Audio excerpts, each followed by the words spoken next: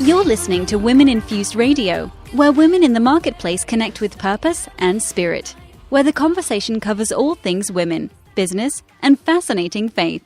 And now, your host, Christy Lynn Olson. Hey, it's Christy. And before we dive into today's episode, I just wanted to give you a little commercial for something we've got going on that I think you'll want to be part of. I want to invite you to join our summer mentoring audio series available only on the Women Infused app. During the month of July, I'm recording a daily dose of inspiration for you to listen to as you start your day and be inspired on how to use your keys to the kingdom, fight back the enemy of your soul, and unveil your voice with your unique purpose. So if you haven't already done it, download the free Women Infused app today. I can't wait to meet you there and share a little summer fun together. Make sure when you're there that you comment and let us know that you're listening. We'd love to meet you.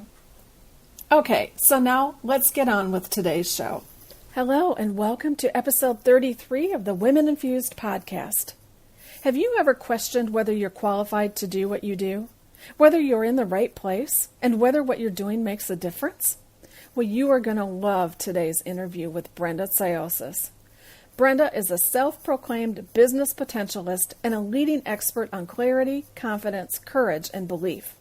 She's fondly known by her clients as the connector of dreams for her ability to draw out what's best within each of her clients, to inspire, empower, and transform them, but also to move them into action. Brenda recently released a book, Courage to Bloom, Reclaim Your Identity, Release Your True Potential. Her mission is to empower individuals in business to realize their full potential as leaders in life, business, and entrepreneurship. Brenda and her family of 6 emigrated from South Africa to Australia in 2009 after a traumatic life event. It was then that Brenda decided to start her own consultancy, working from home while caring for her 4 children. She lives by a simple philosophy. In life or business, you need to stand for something. And Brenda stands for authenticity. She wants everyone to feel connected and courageous with absolute clarity of purpose. She wants them to know their own value and communicate it with confidence. I loved interviewing Brenda for so many reasons, but primarily she has an incredible story of resilience and perseverance, and I think every woman needs to listen to this to understand, even if you feel like you're not qualified or you're not ready to transition or you don't even know how to transition, she is going to be able to help you through some of the tough spots of that transition. But her story is amazing, and she is an incredible woman of God, which is what we love here at Women Infused, because we talk about women, business, and fascinating faith, and the journeys that so many women have been on that can inspire us and equip us to do the thing that we are called to do. So I want you to listen into my interview today with Brenda, and her information is in the show notes if you want to get a hold of her. But I love the fact that God can just connect women around the world, and we can hear each other's stories and find encouragement and empowerment, even if we're on a different continent. So listen in, and I hope you enjoy today's interview. Well, Brenda, I want to thank you today and welcome you to the Women Infused podcast. And it is truly a treat to have you join me on this show. And I just think you have a lot of wisdom to share with other women around the world. And so thank you. Thank you so much for having me. It's really exciting. I know that it's late evening with you and early morning here. So, it's going to be a good day for me, I think. It will. And thank you for taking the time. You know, you have a new book that your official book launch, you were just telling me, is in July, but we're excited to be able to get kind of a sneak peek, I think, especially here in the States, about your book. And what I wanted to do is, I want to start kind of in the hard part of the story, but you started out your book talking about a very poignant transformational experience that literally changed your life and the life of your family. And so I was wondering if you could just tell us a little bit about that story, share from your heart what happened and how that started this transition to a whole new life. Because I think that's key for so many women. We think we're the only ones going through transition, but yours was a very difficult transition. So could you share a little bit about especially that day that you had to make a decision? Mm. Well, Christy, you've read the book, obviously, and for those who haven't read the book, I'll give you just this little sneak peek, but it was really a home invasion that started this whole transition, without giving away too much of the story, because I'd love people to read it for themselves. It was not the first time it had happened, and this specific evening, which was 6 months after we'd moved into our very beautiful, brand new home, a Tuscan villa on the banks of the river. It was stunning. It was, 5 bedrooms, 5 bathrooms, marble staircases. You can just imagine it. Marble floors, beautiful wrought iron, finishes, everything, chandeliers, everything that, my daughter calls it the mansion. And really, it was the mansion. And we used to live on this beautiful property. It was huge, 2 hectares, which is about 4 acres. And on the banks of the river, and you can imagine weeping willows and beautiful river views in front of you. And I had my mother and my mother-in-law living on the same property as well. And one night, one of my son's friends had come over to come and visit us. And tragically, that evening, we were broken into at about 2 a.m. in the morning. And, as mothers do, you wake up sensing that something is just not right. So I woke up at 2 a.m. to go and have a look to see what were these 2 young men doing, because, teenagers, well, you've got to go and check up on them, I suppose. Yeah. So I ran downstairs and saw them watching TV in the TV lounge and said, "Hey, what is it that you're doing?" And, my son said, "We're just finishing off a 2-liter of ice cream at 2 a.m. in the morning." And it was like, okay, well, don't be too long, go to bed. And as I turned around to go upstairs, up, you can imagine this beautiful long winding staircase to the top landing, I just heard the screaming from downstairs, and I rushed back downstairs to have my son grip me from behind and say, "Don't go in there, don't go in there." And he was holding me so tight, and his bedroom was really on the lower level. And I said, "What are you talking about?" And I knew instantaneously what it was, that we were being broken into. And I shouted loud for my husband, who, in South Africa, you sleep with a gun under your pillow, basically. My little 2 girls at that stage, with the shouting and the screaming and the commotion going on, they had woken up. My son, who was 12, my girls were, I think, 18 months and 2 years old at about that stage. And so it's like everything is happening all at once. The commotion is like, it's just terrible. It's, you're trying to be in all places. You're trying to be with your son. You're trying to be with younger children. You're trying to get your husband, up and awake, and you're not sure where to go. You're not sure where they are. So you can just imagine the bit of hysteria that was going on in this home at that stage. Needless to say, my son's friend who was visiting, Dean, at that stage was shot through the stomach. And seeing somebody fall down in front of you and then, lying in this pool of blood, and that it's not your child, and you've got to call this parent to tell them your son's just been shot, at my house. What do you do? It's a terrible feeling. And my son as well, being outside, 17-year-old teenagers, the adrenaline that rushes through those little bodies is huge. And, they thought that, oh, well, we'll just be big and tough and chase them away, and ran outside with shots being fired at my son. And as he turned around, ran back to the home and straight into the glass sliding doors that led back into home. Obviously, he was a little injured as well. And that was a big wake-up call for me. So as I was sitting on the floor next to this child who had been shot, waiting for his mum and the ambulance to arrive, the thoughts that go through your head are, ones that just sort of like get you thinking about, is this what life is all about? Is this what our future looks like? I can't live here with my children anymore. It's unsafe. I need to do something. And with that, it started the transition of us looking to immigrate to Australia. We'd never been. We'd never seen Australia. We had only just researched it online. My husband had found a beautiful place to stay. Well, actually, we had actually made the decision that it doesn't matter what we're going to do in Australia. We will be cleaners. We will be garbage collectors. We will do whatever it takes just to get my children into a safe place. And so he applied for a position at an abattoir, really, in a small town called Wagga Wagga, which is, I think it's called Place of the Crows. And it has the Murrumbidgee River running through it. We'd never been there. We had no idea what we were going to be letting ourselves in for. All I know is that I knew my husband would not make it working for an abattoir.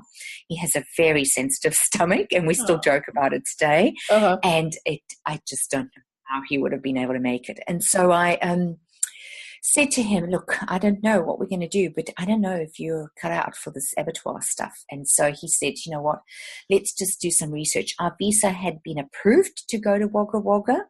And one day he just woke up and he said, Brenda, can you remember the trade show that we went to where we actually met up with the Department of Trade and Tourism from Tasmania? And he said, look what I've just found in a box.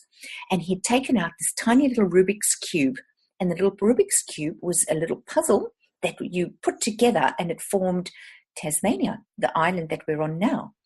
And I said, what is it? And he said, it's Tasmania. I think I'm going to research it. And so he jumped online and started doing his research. And he said, guess what? I found a church. It's a church identical to the church that we're currently in back in South Africa. I think we're going to Tasmania. And I said, we can't do that. We've already had a visa approved for Wagga Wagga. You know, if you go and fiddle around with our visa right now and they cancel it, we're stuck. We're stuck in South Africa. And I just don't know if I could do this. I said, if you fiddle with it, I'll kill you if our visa is approved, you know, jokingly, of course. And he just said, Brenda, you have to have faith. And so I said, well, right now, I think you've got more faith than what I have. And he contacted the Department of Trade and Tourism, and they said, you know what, with your skill set, we have a shortage of your skills over here. Would you mind if I set you up for an interview? And he said, please go ahead. It wasn't even a week later. He said we were set up via Skype with an interview. The person interviewed us, loved what he saw, and they offered my husband a position in Tasmania. We applied for our visa, and it took us 2.5 years to get the visa approved for Wagga Wagga. And within 4 days, we had a visa approved to come to Tasmania. So we have no doubt that God's hand was in this move. It was almost like a divine intervention.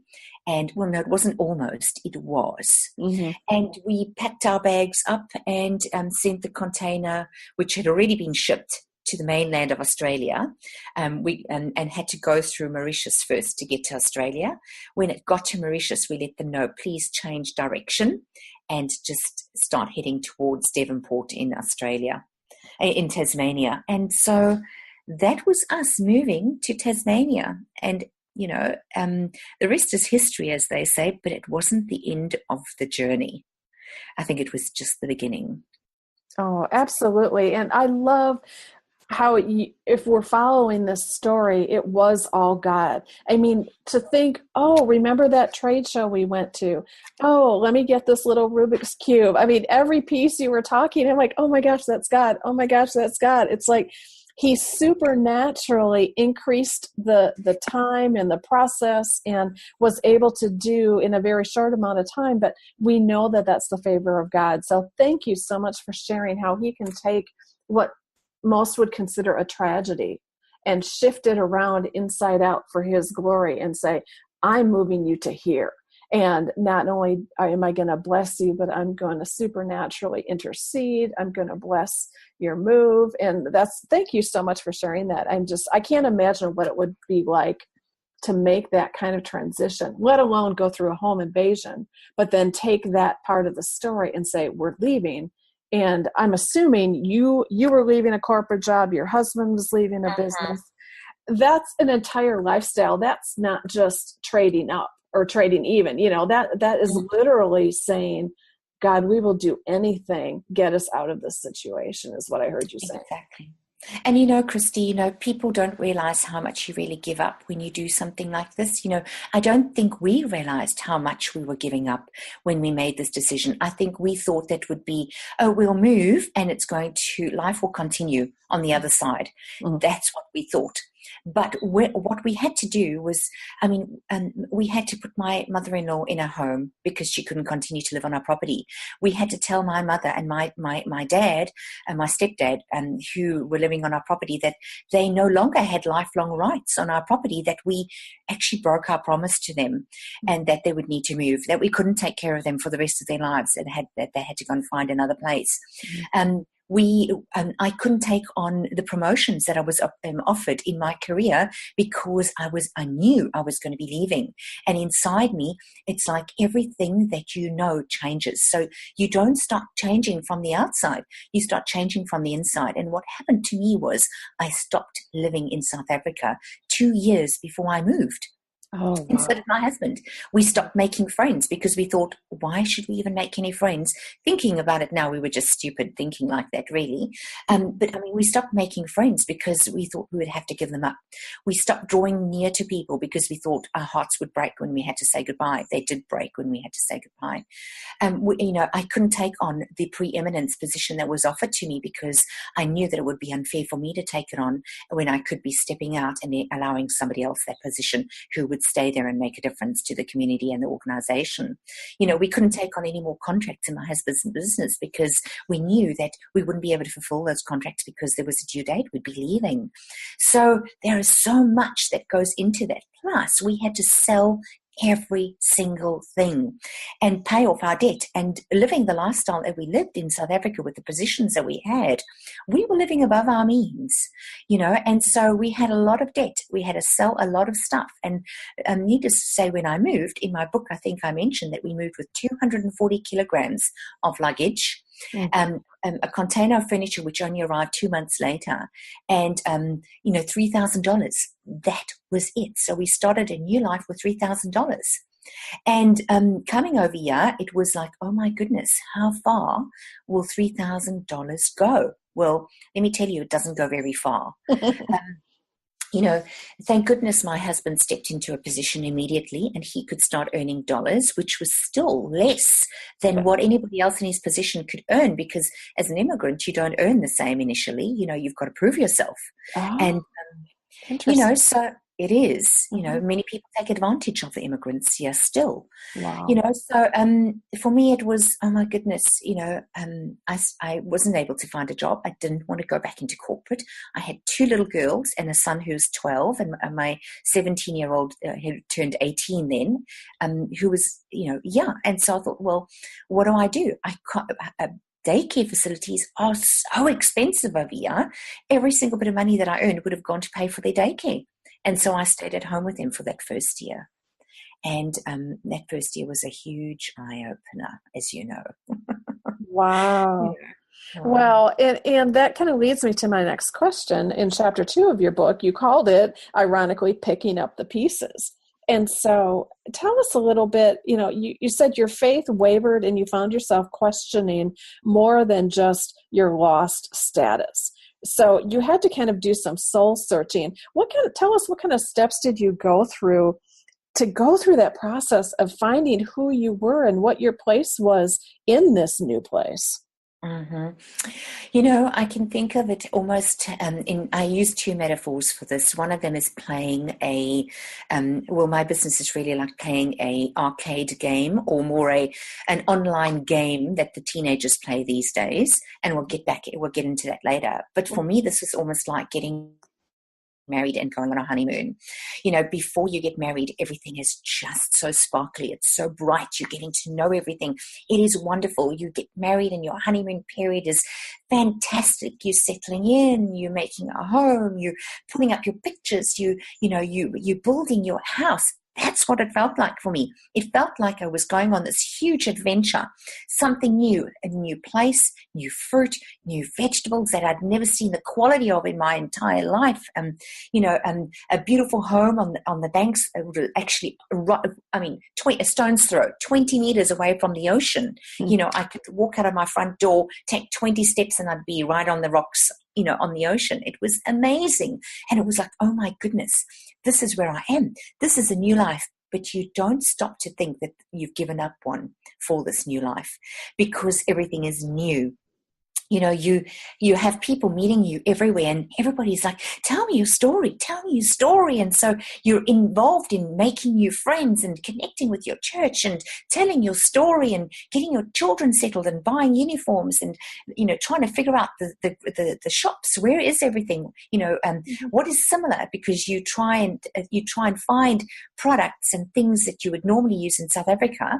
You know, you try and find the similar type of product, because you don't want things to be so different that you feel like, you know, lost in the shop. So you try and look for things while you're out shopping that give you that sense of, okay, honey, I'm home. Mm-hmm. And after, you know, while I've sent my children, the two of them that could go to school, you know, would go for a day or two, and the other, you know, my eldest son was in high school at that stage, which he wouldn't have been back in South Africa. He was still in primary school. Yeah, he was sent to high school. So It was, you know, he had to adapt as well. My eldest son was increasingly so unhappy. He just said, I hate it here. I don't know anybody. I cannot make friends. They are so different. I hate it. I want to go. I want to leave. I want to go back to South Africa. Send me back. And I said, sorry, you know, you can't go back because we're only on a temporary visa here. If you go back and during the time that you're there, we have to apply for our permanent visa and we get it, you will never be allowed back into Australia without you having to do it in your own name and apply for a visa. You know how we struggle to get it. Mm-hmm. You know, please do me a favor. I'm prepared to, you know, to do whatever it takes. Let's try and get you a ticket. You fly to the mainland and you see if you can just work your way, you know, through the mainland. Just go on an adventure. Mm-hmm. And so he spent 10 months on the mainland, found moved in with a South African that he met there, that he knew from the same town, believe it or not, that we came from. So that was like, oh my goodness, only God. And he moved in with a woman who, you know, a friend who had come from New Zealand, and he happens to be marrying her soon. So they've been together ever since. Proposed last week, yes. And so they'll be getting married. You know, but for us, it was that real me stepping back and thinking, well, do you know what? I've moved, but the person who's moved has changed. Nothing is the same. Yes, my family is the same. You know, I'm still, you know, the same basically, but I don't have corporate anymore. I don't have my big home. I don't have my status. I don't have my title. I don't have my friends or my support network. Well, if everything is gone and I struggle to find a job anywhere because, you know, the way in which jobs work here was totally different to what I'd known. Who am I? Who am I? And what is it that I really and truly want? You know, I found that was a question that I sat with a very long time. And I do think that anybody who goes through a transition gets to the point in time when they realize that the person who was is no longer, but you're not quite where you want to be yet. And that could take anything from a week, 6 months, 3 years, 10 years to fully. And I wonder whether we ever really get to that place where we can say, I am the person I want to be. Or I am the person who I was created to be. Because we are a work in progress. We're always changing. God's always doing something new. He's always refining. He's always, you know, bringing up something that we have to deal with and to work with. You know, to say, there's this that you haven't noticed. Have you noticed this in yourself? Oh my goodness, no, I haven't. Well, does it serve you? Well, not really. All right, well then, you know, maybe we should deal with it. And down you go again on your knees, you know, and, you know, saying, well, help me to remove whatever it is that's not serving my family, that's not serving me, that isn't helping me to become the person who God created me to be. And I think for me, it was the trying to find out who I was and establish my identity that took such a long time for me, you know, until the day that I eventually realized, but it's not me who defines that. It's God who does. My identity is who God says I am. And he says, you're fearfully and wonderfully made. He says, you're uniquely formed. He says, I knew you before you were formed in your mother's womb. He said, you're incredible. You're perfect. You're the apple of my eye. You are my child. You know, all of those things. And I can't tell you how many times those words have caused me to absolutely break down, really, and just, you know, some days you feel like you want to fight against it, but deep down on the inside, oh my goodness, I can't begin to tell you how many days I've held on to just those words, and just held on, because there was nothing else I could do but hold on to those words and trust they were true. And as a woman of faith, you definitely had, I think, a little bit of an advantage. But when I hear your story, I think you really went from favored status in the world. I mean, you definitely have favored status as a daughter of the king, but from favored status in the world to immigrant status, and the process of just trying to normalize your life for you and your children and your husband, and then to add this extra layer of, God, who am I? And I just think that it takes time. And it also, for women, you've also mentioned that a lot of times we don't ask for help. And so we try to be so strong for our family. We try to be so strong and independent. And you specifically listed the word, you tried to be bulletproof. So over the years, you became bulletproof. Why do you think that we as women work so hard to be bulletproof? And what has to change with that paradigm in your experience? Christy, for me, I think my bulletproofness, if I can put it that way, came when I was a very young girl. As you know, most things happen, we form our identities and our personality, and all our behavior is formed in our beliefs between the ages of 0 and 7, our impressionable years.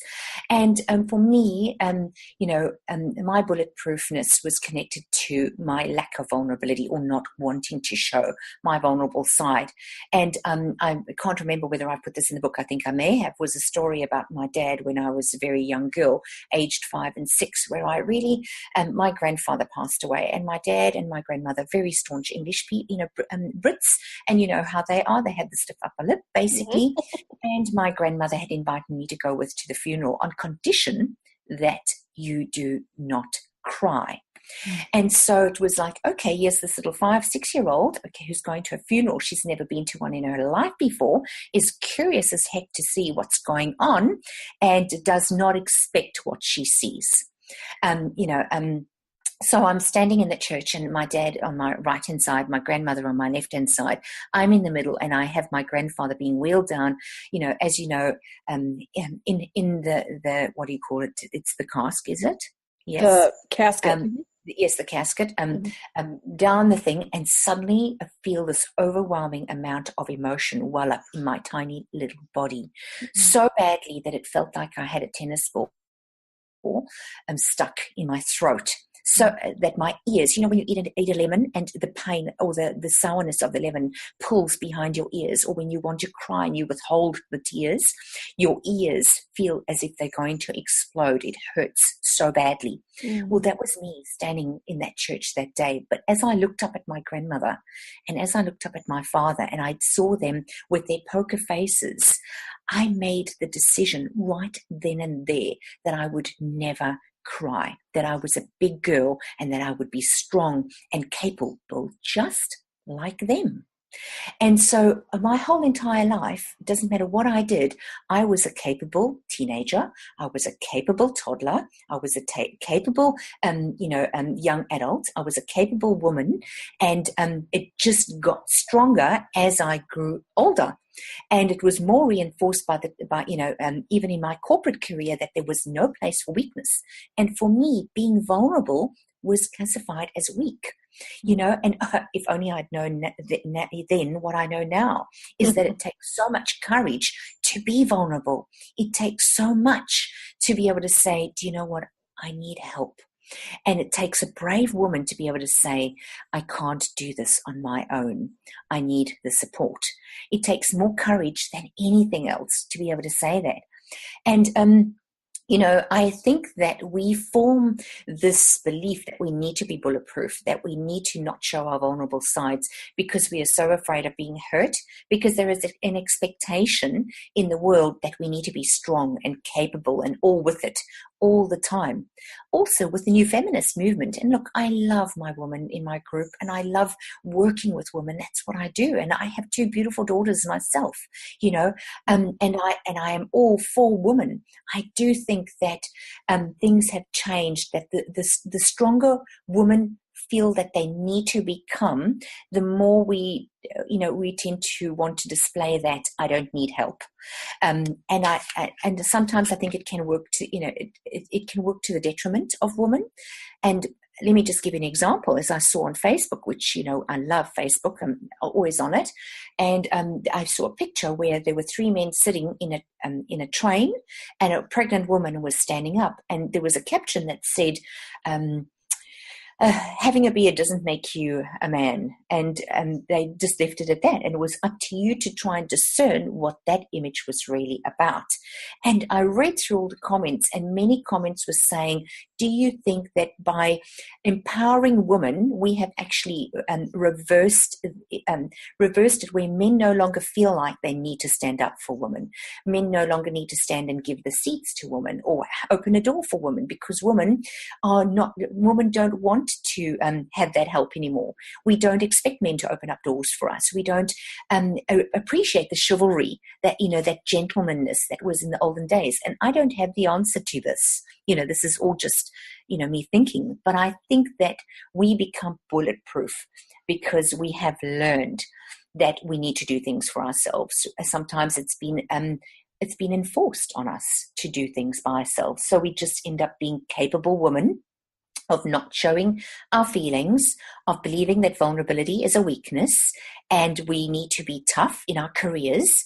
We try and not compete with men, but we try and become equal to men in a career, which means that we actually need to do whatever it is that they do. And that means logical thinking. That means stepping into the masculine energy, as, the secular world will call it. And, as we know as well, we try and become a lot more forceful.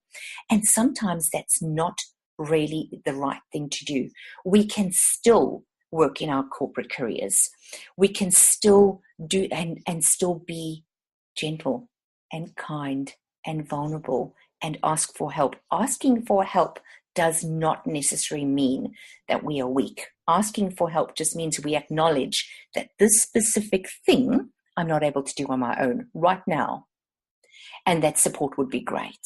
And then to have the courage to go out there and say, hey, you know what? Can I have your help, please? I'm not having a good day today, or this is too heavy for me to pick up, or I need you to hear me. Would you be prepared to sit and just listen? All of those things, So in terms of where did it come from, I often think that it's come from culturally, our belief system, which we've created and built around us, plus society that enforces it on us. How can we get rid of it? I think slowly understanding the concept that we actually have within us the ability to be able to say, I'm not going to conform to the norm, and that I am still going to be feminine in my approach. I'm still going to be vulnerable when I need to be. I'm going to share my heart and ask for help, no matter what people think. We are here to support each other, whether we're male, whether we're female. We are here to stand by each other and support each other. We don't need to put on that bulletproof vest. We don't need to protect ourselves from the outer world. As a matter of fact, the more we isolate ourselves and put on that vest, the more we tend to shy away from connection. And I think that it's connection that makes the world go round, in my personal opinion. Yes, absolutely. And I loved how you said, being vulnerable, because I really believe vulnerability brings transparency. And when we can be transparent in relationship, in business transactions, that brings the greatest reward. Truly, I think that brings profits when we can operate who we are. So then it really goes back to identity, which is what you started talking about, is how do we as women, we have to go back to our identity and be okay with our femaleness and be okay with how God created us, and then work side by side with a man, instead of thinking we have to mirror what that man does. At least that's what I heard you saying. And that's what I've had so many conversations with other women, especially those of us, I'll speak for myself, who are a certain age. When we were starting in corporate, we really did have to dress like a man, act like a man. And you certainly didn't want to become pregnant because you didn't want to be shut out of a meeting, because they would literally shut you out knowing you weren't going to be there in 9 months, And so I think as we learn to be vulnerable, have these conversations and go back to our identity, that is where it does take a lot of courage. So thank you for sharing about courage. And, as you talked about the transformation you went through personally, you also came to this new country and started developing your own business. And one of the things you talked about is developing a clear and compelling vision for a business. So as you're trying to do it for yourself personally, tell us a little bit about how did you start building a company? How did you use the resources that were available to you? And how did you learn to dream big? Because part of what I know your story is about not only having courage, but to dream bigger and not play small. You even list about so many people censoring themselves. So you had a big dream. How does that play out? And how did you develop the business that you have today? Well, my business started out by default, to tell you the truth. I was really looking for a job, and I couldn't find one. And so I thought, well, I can't stay at home and do nothing. I really need to contribute to my family's finances. I'm also a high achiever, so I'm an A-type personality. I need to do something, and I need to feel like I belong and can contribute somewhere. So for me, it was like, as I was soul searching and trying to find out who I was, what can I do, where are my strengths lie, what are my skill sets, what am I passionate about, I thought, well, let me see what's online. And I happened to find a coaching program. And so I thought, oh my goodness, this will help me to figure out who I am and where I'm going and what I want in life and all of those things. I'll go and sign up for this. And so it was meant to be just a certificate in life coaching, basically. And it ended up a whole lot more than that.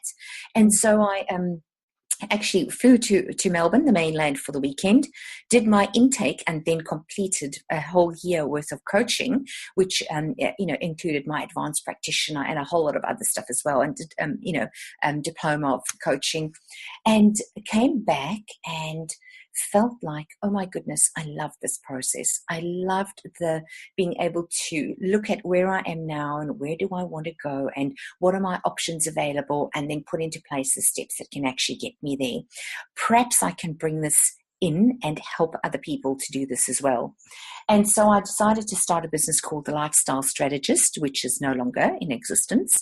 And that was a pure life coaching business. And being a little naive at that stage, I sat at home thinking, well, I'm a life coach. I have a website, and that means that people will find me and they'll start booking me for coaching. And it doesn't happen like that. There is no such thing as, you build it and they will come. That's only in the movies. Right, right. It doesn't happen in real life. You have to go out there and you have to make it happen. And so for me, it was like, well, what do I do? How do I get myself out there? How do I connect with people who may need what I have? Not thinking that perhaps maybe it's the other way around. And so I started networking. That was one of the bigger things that I started doing. I started networking and connecting with people. But for me, I have always known that God has got something bigger for my life. And it has never been more apparent than after my move to Australia. I think back in South Africa, my dreams and aspirations were really done, and my climbing the corporate ladder was really done on my own steam. It was really done through push, strive, work hard, show people that you can, attend courses, and improve yourself, do all. And I'm not saying any of that is wrong. It just, it's hard. It is really hard when you're trying to push things into place all the time. And for me, I thought, well, I love the concept of working with women. Initially I didn't. I actually was there for everybody and worked with male and female. One of my first clients was a male and did extremely fantastic. He did such a good job with him. And, the fulfillment that I got from it was amazing. And so for me to start my business was like, all right, well, I've got to be able to see it happening. And as you know, God spoke the world into being, but he must have seen it first for him to be able to speak it into being. And so for me, it was like, that's what faith is all about. Faith is seeing something before it's even happened and then taking action and walking that what you see out. How do I want my business to look? How do I want it to feel? Who do I want to work with? And I started building the vision of everything that I wanted my business to be. And for me, my dream to this day, and you would have read it in the book, is still to be able to speak to travel the world and speak internationally. I want to author books. I want to be able to work with women, all over, well, not just women, but, any brave man who's prepared to work with me as well, and help them to realize their potential, to uncover their own skill sets, their strengths, their identity, and to put it together and to map it with those things that they do really well or that they really are passionate about. And I think that's where my business started. And I think the vision came from just understanding that even in the Bible, it says, we need to write the vision on tablets so that those who are running may see it.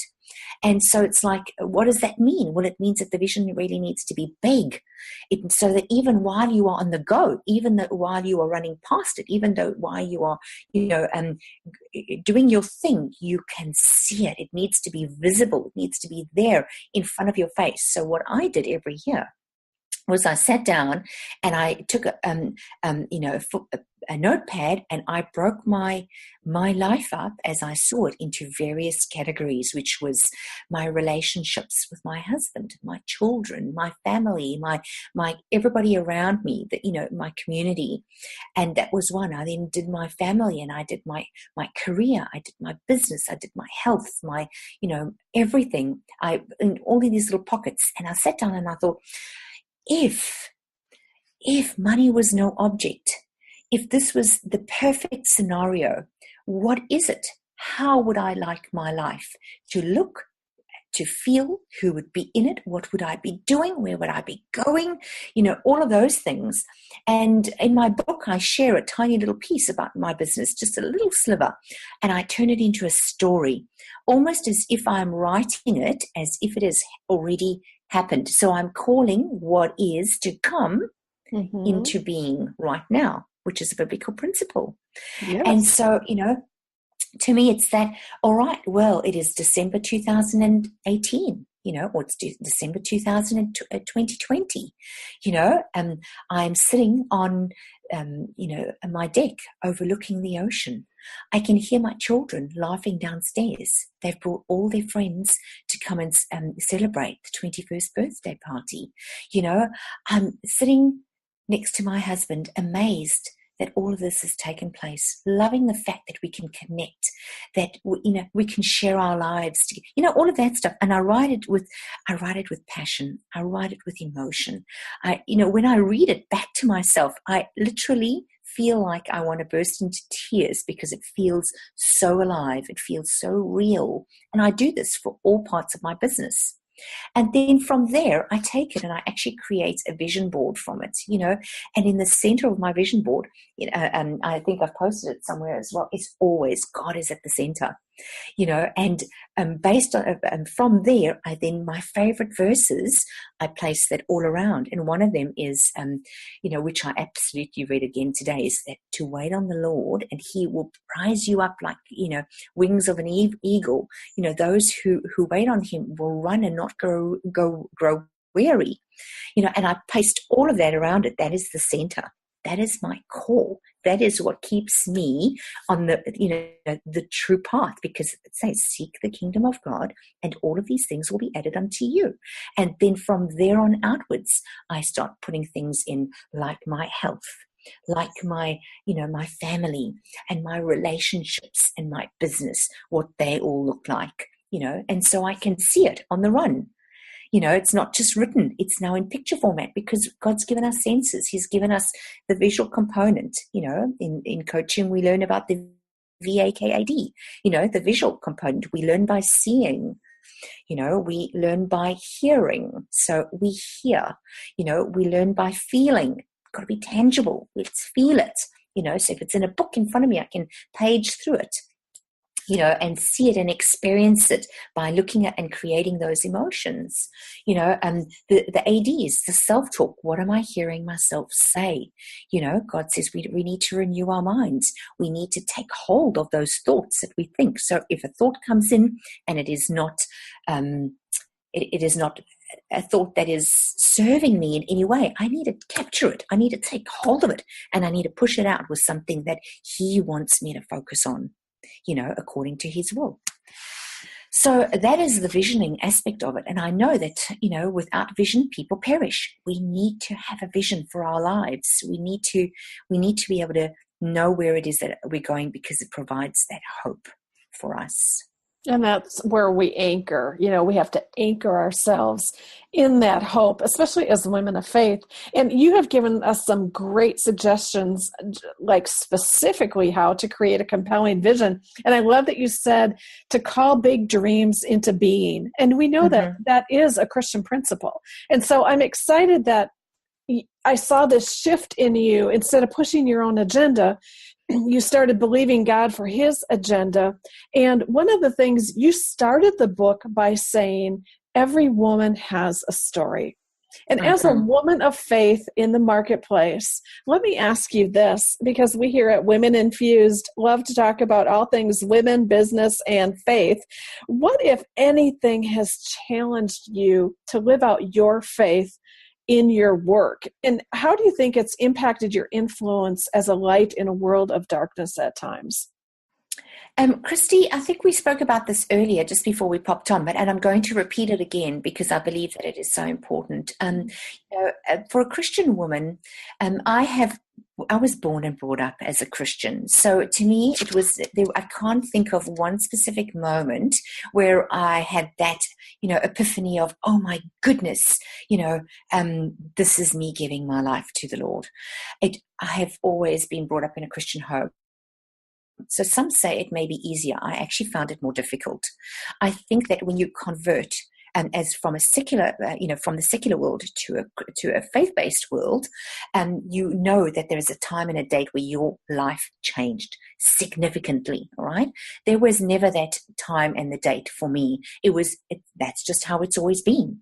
So coming to Australia, it was almost like, I had backslidden a lot in my life. I had done my corporate career. Yes, I'd gone to church, and yes, my children were being brought up in the church and everything. But, you become a lukewarm Christian. And it's only when you go through trial and tribulation that you are put into a position where you need to choose either or. You cannot be a fence sitter. And so coming to Australia was that D-Day for me. I think it was almost like that halftime moment where it was like, do you know what? I cannot continue my life the way it was. I am totally different, but God has always been a very, very, very major part of it, but I want more. And so for me, it was like, all right, God, if I'm building this business, what do I need to do? And for me, in 2014, the reason I started that first chapter with Every Woman Has a Story was because my story really started for me in 2014. I woke up one morning with the words, build a faith-based business in my mind. Whether I had dreamt it, whether I was just thinking it, whether it was a God impression, I have no idea. I'm believing it was God. And for me, it was, and I immediately thought, oh my goodness, I can't do this, God. I cannot build a faith-based business. I do not have the strength of conviction to be able to do this. It's too hard. I know how persecuted Christians can be. I'm not prepared to step out and be persecuted yet. Okay, please don't do this to me. And for 6 months, I felt like, the next morning I woke up and God said, Esther. And so it was like, oh no, God, you're not doing this to me. I'm quite comfortable doing what I'm doing. Yeah. And I have a secular group on Facebook, a group on Facebook. It's not a secular group, it's a mixed group. It's called, and it's going to change its name soon, but it's currently called Business by Design for Women in Business. And I am there for everybody, God. How can I be a light if I'm not there for everybody? Jesus went out into the world. He didn't pick and choose who he was friends with. He mixed with everybody. He wasn't particular. I'm not particular, God. I'll just keep on doing what I'm doing. And, while I was studying Esther, oh my goodness, her story revealed so much to me. It was amazing. I felt like I was Esther. I felt like I was every part of my story from taken from where I was, obscurity. I'm a nobody here. Nobody knows me. I am an immigrant. I'm nothing. I don't even have a job. I don't have an income. I don't have any of that stuff. People don't know who I am or my past. I'm obscure. And how he's turned that and he's put me into a place of prominence. I'm part of the Rotary Club. I have been nominated for, actually was a finalist in the Osmompreneur Awards. I've been nominated again this year for the Osmompreneur Awards. I've written a book and become best-selling author. I'm, part of a leader in my church. I'm involved with community. There are so many things, and it's just, but God, it couldn't have been without him. And I think to myself, in terms of my whole entire journey, I've never wanted to be that bright shining light where people see me so visibly for God. I wanted to be a bright shining light where people see Brenda for Brenda. Oh my goodness, look how great she is. Look what she's achieved. Oh my goodness, look at their house. Look at this amazing, all of that stuff, self-significant. And that didn't happen. And it was like, oh my goodness, God, you have disappointed me. You're not putting me where I think I should be. I need to be on a pedestal. I need to be out there on stages speaking. Why are you not letting my light shine? And I think God has done a work in me, Christy, to say your light is shining, but not in the way you think it's shining. And it's like, okay, God, I'm in your hands now. I'm your Esther. You're going to set the timing for me. It is for such a time as this. And that's where every woman has a story comes from, is because my story is that while I struggled so much to believe that God wanted me for me to be able to build that faith-based business, I also realized that there was purpose in it. God needed me to see that there was more to my business than just going out there and pushing hard to make ends meet every single month. God needed me to trust him. I have built this business on faith. There have been months where I have wondered, where is my next dollar coming from? There have been months where I have said, I don't want to do this anymore, God. Take this business from me. I give up. I cannot do this anymore. I don't want it. It's too hard. There have been days where I have said, I don't want to be different to anybody else. Please just let me go and live in the secular world and do what the secular world does, and just let me just create my wealth and my everything else, because being a Christian businesswoman is hard. Okay, I have been deleted from groups. I have been unfriended on Facebook. I have been, not invited to events because of my belief, because of my faith. My current coach, who actually helped me write the book, posted in Facebook Messenger for me the other day. She said to me, you need to make a decision. Who is it that you're going to be working with? Are you going to be working with Christian businesswomen, teaching them Christian business principles? Or are you going to be working, in the secular world and just bring your faith in, quietly like that, because you're going to have to choose. She said, because if you don't do that and your marketing is very, very faith-based, you are going to, what is the word? Not isolate. Alienate. Alienate. Yes. You're going to alienate. And she says, many people will want to work with you, but because of your faith, they won't. Because of your beliefs, they won't. And I had to sit with this over the past couple of months and think to myself, well, it's not what I want, God. What is it that you want? If you want me only to work with Christian women because you want me to teach them Christian business principles, how are we going to do that? How are we going to do this? And do it, because it is tough. Your market will be, it's like it's called polarization. So that's what it is. Okay. You polarize your audience. As a Christian businesswoman, you polarize whether you like it or not. Even if I didn't have to say that I'm going out there to market to Christian businesswomen, but all my messages are infused with faith-based principles, those who are not aligned with my message would immediately be repelled by it. That's called polarization, which ultimately I would attract only those who are attracted to my message of faith, of building a faith-based business, of having kingdom principles as a foundation for your business, of establishing your identity in Christ first before you can go out there and be a successful businesswoman. You see, those type of people who are seeking that message and seeking that kind of business would be attracted to me. So you would polarize the markets. It would happen by default anyway. And so I thought, that's fine. I can just help hasten that by making the decision and then taking action on putting my things out on social media, a lot more openly. But it has been difficult because we had the fear of man, Christy. We network in circles, and then we wonder, what will they think of me if I mention that Jesus Christ died for me? Will they think I'm weird? What will they say if I say that the Holy Spirit guides me? Will they think I'm totally woo out of it? And all of those things. So it's human to question that. It's, we do feel a little bit afraid to put ourselves out there. We do fear what man says. But you know what? The thought comes back to, are we going to be more afraid of what man says about us, or what God thinks of us and who he has created us to be? He has created me to be who I am. And that is Brenda. I am a Christian woman of faith, a believer. And for me to be able to hide that light would be doing God a huge injustice, plus myself. Why would I want to do that?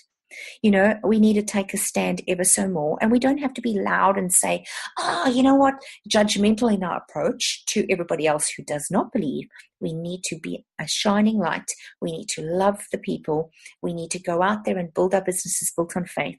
We need to trust that God's going to come through for us, that he will provide us in every single need, that the next step is there and it will unfold because his light shines on it.